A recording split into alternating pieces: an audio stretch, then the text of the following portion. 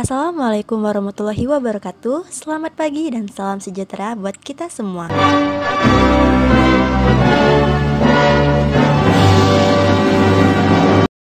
Pada hari ini, kita akan mempelajari materi tentang mewaspadai ancaman terhadap Negara Kesatuan Republik Indonesia.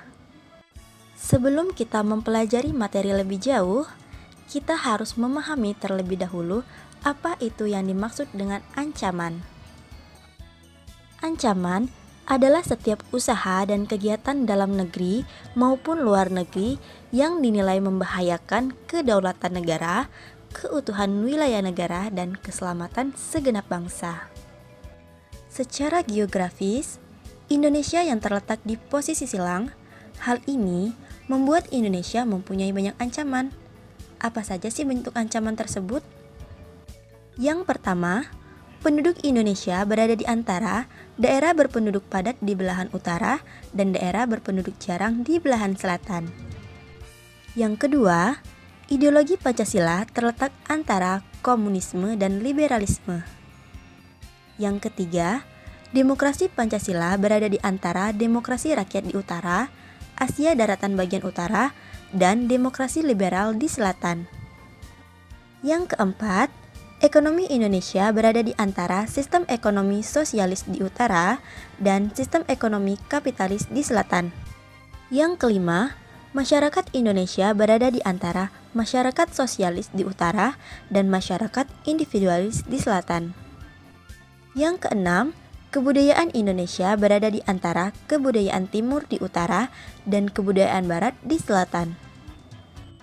Dan yang ketujuh, sistem pertahanan dan keamanan Indonesia berada di antara sistem pertahanan kontinental di utara dan sistem pertahanan maritim di barat, selatan, dan timur. Selanjutnya, ancaman yang lebih spesifik, yaitu berupa ancaman di berbagai bidang, yakni Ipolek Sosbudhankam, atau ancaman ini terdiri dari ancaman terhadap ideologi, ancaman terhadap politik, ancaman terhadap ekonomi, ancaman terhadap sosial budaya, dan ancaman terhadap pertahanan dan keamanan. Yuk kita bahas satu persatu dari ancaman-ancaman tersebut. Yang pertama, ada ancaman terhadap ideologi. Pancasila sebagai ideologi bangsa masih sangat rawan terhadap berbagai bentuk ancaman loh, yakni ancaman terhadap Pancasila dari komunisme dan ancaman terhadap Pancasila dari liberalisme. Lanjut, yang kedua, ada ancaman terhadap politik. Ancaman terhadap politik ini bersumber dari ancaman dalam negeri dan juga ancaman dari luar negeri. Dari luar negeri, ancaman tekanan politik dari luar negeri terhadap Indonesia, contohnya seperti intervensi, intimidasi, provokasi atau blokade politik merupakan bentuk ancaman non-militer berdimensi politik yang seringkali digunakan oleh pihak-pihak lain untuk menekan negara lain.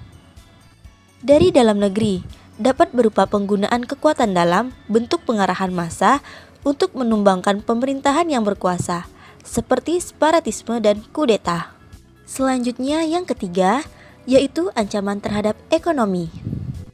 Ancaman terhadap ekonomi dapat berasal dari luar dan dari dalam negeri. Berikut bentuk ancamannya. Indonesia akan dibanjiri oleh barang-barang dari luar negeri. Cepat atau lambat, perekonomian negara kita akan dikuasai oleh pihak asing seiring dengan semakin mudahnya orang asing menanamkan modalnya di Indonesia. Timbulnya kesenjangan sosial yang tajam sebagai akibat dari adanya persaingan bebas.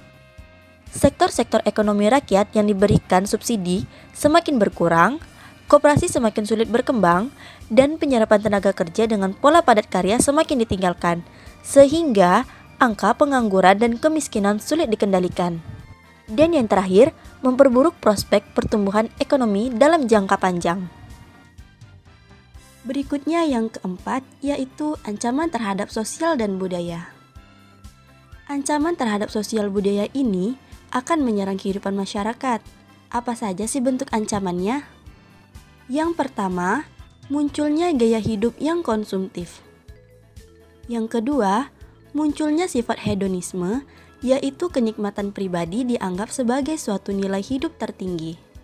Yang ketiga, adanya sikap individualisme, yaitu sikap selalu mementingkan diri sendiri serta memandang orang lain tidak ada dan tidak bermakna. Yang keempat, munculnya gejala westernisasi, semakin memudarnya semangat gotong royong, solidaritas, kepedulian, dan kesetiakawanan sosial. Dan yang kelima, semakin lunturnya nilai-nilai keagamaan dalam kehidupan bermasyarakat. Dan yang terakhir, yakni ancaman terhadap pertahanan dan keamanan. Ancaman pertahanan dan keamanan biasanya menggunakan kekerasan dalam bentuk penggunaan senjata yang bersifat merusak dan membunuh.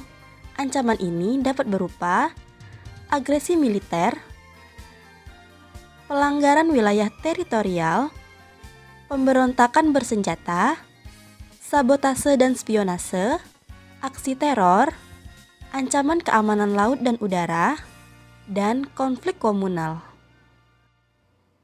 Nah, jadi dalam banyaknya ancaman di berbagai bidang yang telah kita bahas tadi, tentunya kita sebagai warga negara Indonesia harus senantiasa memikirkan strategi yang mampu mencegah dan menanggulangi ancaman tersebut. Oke, kita akan membahas lebih jelas lagi apa saja sih strateginya. Strategi mengatasi ancaman di bidang ideologi. Yang pertama, menjunjung tinggi ideologi Pancasila. Yang kedua, memahami dengan mempelajari ideologi Pancasila. Yang ketiga, mengamalkan nilai-nilai Pancasila dalam kehidupan berbangsa dan bernegara. Yang keempat, menerapkan praktik kehidupan sesuai dengan nilai Pancasila. Selanjutnya, strategi mengatasi ancaman di bidang politik. Yang pertama, mengembangkan demokrasi politik. Yang kedua, mengaktifkan masyarakat sipil dalam arena politik. Yang ketiga, mengadakan reformasi lembaga-lembaga politik agar menjalankan fungsi dan peranannya secara baik dan benar. Yang keempat, memperkuat kepercayaan rakyat dengan cara menegakkan pemerintahan yang bersih dan berwibawa. Yang kelima, menegakkan supremasi hukum. Dan yang keenam, memperkuat posisi Indonesia dalam kancah politik internasional. Berikutnya, strategi mengatasi ancaman di bidang ekonomi. Yang pertama, sistem ekonomi dikembangkan untuk memperkuat produksi domestik bagi pasar dalam negeri sehingga dapat memperkuat perekonomian rakyat.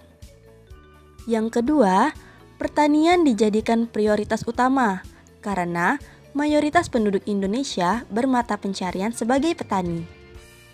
Yang ketiga, perekonomian berorientasi pada kesejahteraan rakyat. Artinya, segala sesuatu yang menguasai hajat hidup orang banyak harus terjangkau oleh daya beli masyarakat. Yang keempat, tidak bergantung pada badan-badan multilateral seperti IMF, Bank Dunia, dan WTO. Dan yang kelima, mempererat kerjasama dengan sesama negara berkembang untuk bersama-sama menghadapi kepentingan negara-negara maju. Selanjutnya, strategi mengatasi ancaman di bidang sosial dan budaya. Yang pertama, bersosialisasi dan tidak individualistik. Yang kedua, melestarikan kebudayaan-kebudayaan lokal. Yang ketiga, memperkuat nilai-nilai keagamaan dalam kehidupan masyarakat. Yang keempat, menjauhi gaya hidup yang hedonisme. Dan yang kelima, meningkatkan semangat gotong royong, solidaritas, kepedulian, dan kesetiakawanan sosial. Yang terakhir, yakni strategi mengatasi ancaman di bidang pertahanan dan keamanan. Sistem Pertahanan Rakyat Semesta atau SISHANKAMRATA pada hakikatnya adalah segala upaya menjaga pertahanan dan keamanan negara yang seluruh rakyat dan segenap sumber daya nasional, sarana dan prasarana nasional, serta seluruh wilayah negara merupakan satu kesatuan pertahanan yang utuh dan menyeluruh. Perwujudannya seperti Yang pertama, implementasi pasal 30 ayat 1 sampai 5 Undang-Undang Dasar Negara Republik Indonesia tahun 1945. Yang kedua, menjadikan ketahanan nasional sebagai doktrin. Ketahanan merupakan konsepsi khas Indonesia yang berupa ajaran konseptual tentang pengaturan dan penyelenggaraan negara. Yang ketiga, mempercanggih alat utama sistem senjata Tentara Nasional Indonesia yang selanjutnya disebut Alutsista. Dan yang keempat, menumbuh kembangkan sumber daya manusia yang berkualitas di dalam militer dan kepolisian. Upaya-upaya yang dapat dilakukan dalam rangka mendukung bela negara. Yang pertama, masuk menjadi anggota militer. Yang kedua, ikut serta dalam program wajib militer. Yang ketiga, mengikuti pendidikan kewarganegaraan dengan baik. Yang keempat, unjuk kerja maksimal pada profesi masing-masing. Yang kelima, mempelajari strategi perang. Dan yang keenam, masuk dalam organisasi kemiliteran.